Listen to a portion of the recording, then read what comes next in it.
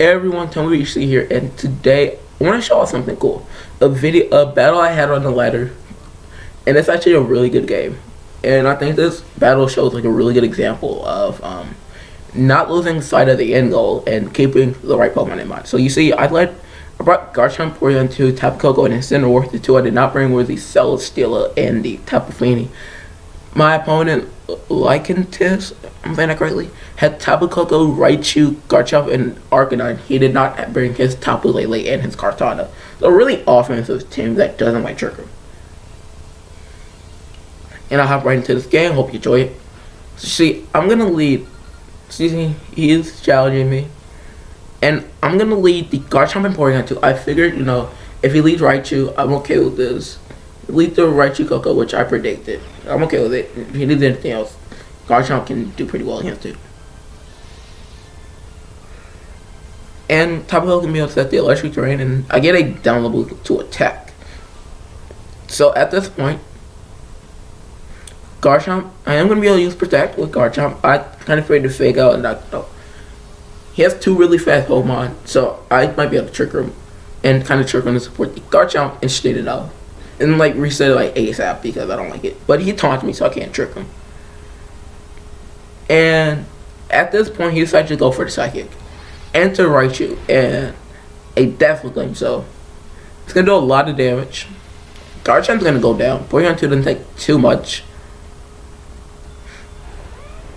And I am able, so he takes Life Orb Recoil, and I just go for an Ice Beam.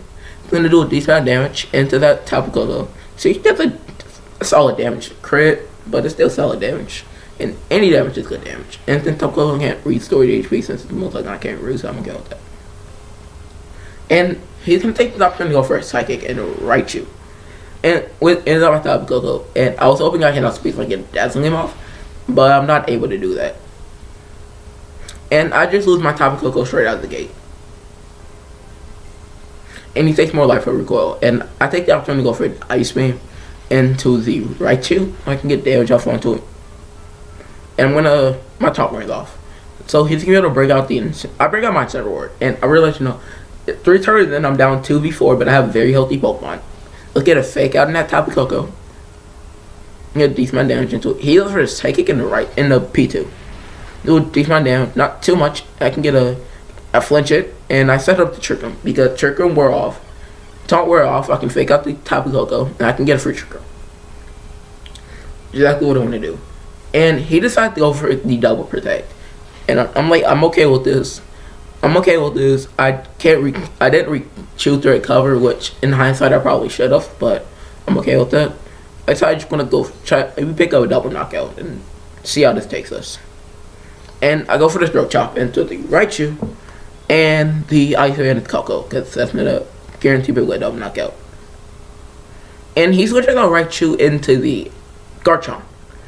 Now, and he switches out Tapu Koko into his Arcanine, as you'll see. And I realized at this point my opponent is trying to stall the Trick Room. He's trying to stall a Trick Room, and I realized this. I'm okay with this. Trying to stall the Trick Room so he can't give me any turns. So I need to really work out this game. So I go for an Ice Beam into the Arcanine. Electric Terrain wore off as well. And I go for a Throat Chop into the Garchomp. I'm at -1, so it's not going to do too much, but that's a decent amount of damage. Incineroar is just like really strong. He's a base 115 attack stat, so it hits hard. And he gets Leftovers Recoil, so I know he cannot do Floor Blitz. Arcanine provided support with like Flamethrower and Incineroar. And he goes for a double Protect with these two. And if at this point I started predicting what he was going to do better, I could have easily went for a free recover. And alright, so at this point, he is going to Throat Chop. I Throat Chop his Arcanine and T-Bolt and Ice Beam his Garchomp. It's going to do a decent amount of damage. He has Leftover Recoil, so all that damage I did from Ice Beam is slowly going away.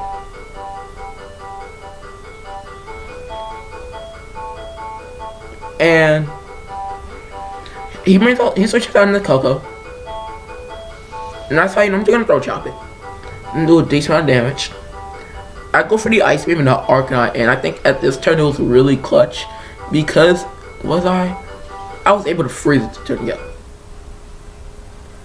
and I'm throw chopping his Tapu Koko. I go for a throw chop into it, so I'm able to predict the next double switch and get a lot of damage on that Arcanine. And you know, Incineroar, it's putting in work.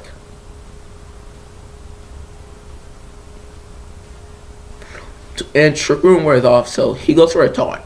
So I can't set it up again. And Arcanine is still fully frozen. So I go for a throat chop into it. And the Koko. And it goes down. It goes down. I go for a T-Bolt and Arcanine because electric terrain is off, so I get the boost. See, that does a lot of damage. A lot of damage, leftovers recover. And if he brought out Garchomp, I think it would have been over for me at this point. But because he did not, he might outright Raichu. So I essentially have to predict that if to win this game, I needed to predict that he wasn't gonna touch my Porygon 2 with a fake out. And instead he goes for the Thunderbolt because it's powered by electric terrain. He was going to pick up that knockout. So I throw chop his Raichu. And that goes down. And I have to predict. I have to go for the Iceman that caught, predicting that he was switching Garchomp. Because I needed to knock out that Garchomp ASAP. And luckily, I am 100% able to get that call. And I pick up a double knockout. And that's really good at this point. Because he brings that Arcanine. I can Thunderbolt it. I can go for a T-Bolt and a Throw Chop into it. And I should be able to win it. Incineroar that -2, but Throw Chop still does a decent damage. Arcanine thaws out finally for him, and he goes for a Flamethrower.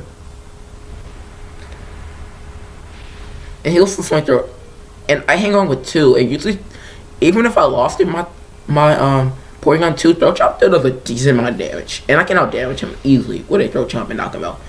And I came with the Thunderbolt, and from the depths of a 4-2 lead, 4-2 deficit, we are able to clean that game up. And I felt really good about that game. Like, I think that game really shows, in my opinion, you know, being able to control your pieces, getting in good positions, and hoping that, and a little bit of luck. Because that free certainly helped. I'm not gonna lie, that free certainly helped. And I think I needed to get rid of that Garchomp, so being able to do it really nicely was really good. So I hope you enjoyed this battle. I'm gonna try to do a lettering series, get one up tomorrow hopefully. And I will